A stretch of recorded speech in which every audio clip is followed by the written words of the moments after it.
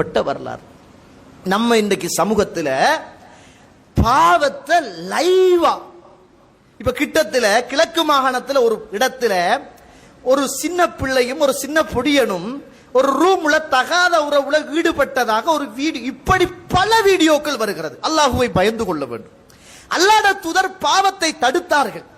ஆனால் அந்த பாவத்தை பகிரங்கப்படுத்துவதை அல்லாஹ்வுடைய தூதர் விரும்பவில்லை. சகோதர சகோதரிகளே, இன்றைக்கு சமூகத்துக்கு வந்த பெரியதொரு ஆபத்து என்ன தெரியுமா?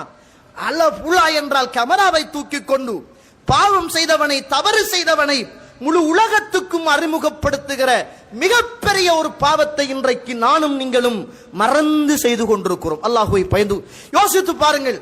அந்த இளைஞனுடைய எதிர்காலம், அந்த யுவதியுடைய எதிர்காலம், அந்த யுவதியை பெற்ற தாய் தந்தையுடைய மனசு, அந்த குடும்பத்தின் மனசு, அந்த இளைஞனுடைய தாய் தந்தையுடைய மனசு, அந்த குடும்பத்திலே உள்ள அந்த இளைஞனுடைய உறவுகளின் மனசு, அந்த ஊர் மக்களின் வேதனைகள் எம்மாத்திரம் இருக்கும் தோழர்களே.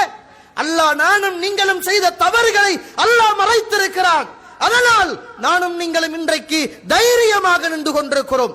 ஏதோ அந்த பிள்ளைகளுடைய தவறுகளை அல்லாஹ் தஆலா வெளியாக்க நாடிவிட்டான். அதனால் அந்த தவறுக்குரிய தண்டனை, தவறுக்குரிய விஷயங்களை இஸ்லாம் தடுக்கிறது. அதை இஸ்லாமிய அடிப்படையில் நாம் கையாள வேண்டுமே தவிர, நாளைக்கு அந்த பிள்ளைகள் தௌபா செய்து அல்லாஹ் தஆலா ஒரு வேளை அந்த தௌபாவை அல்லாஹ் தஆலா ஏற்றுக்கொண்டால் அல்லாஹ்வுடைய சன்னிதானத்தில் யார் யாரெல்லாம் அதற்குரிய பாவிகளாக மாற வேண்டி வரும் சொல்லுங்கள். விபச்சாரம் என்பது ஹராம். அது ஒரு திருமணம் முடித்த ஒரு மனிதன் விபச்சாரம் செய்தால் அவன் கல்லறிந்து கொல்லப்பட வேண்டும் என்பது இஸ்லாம்.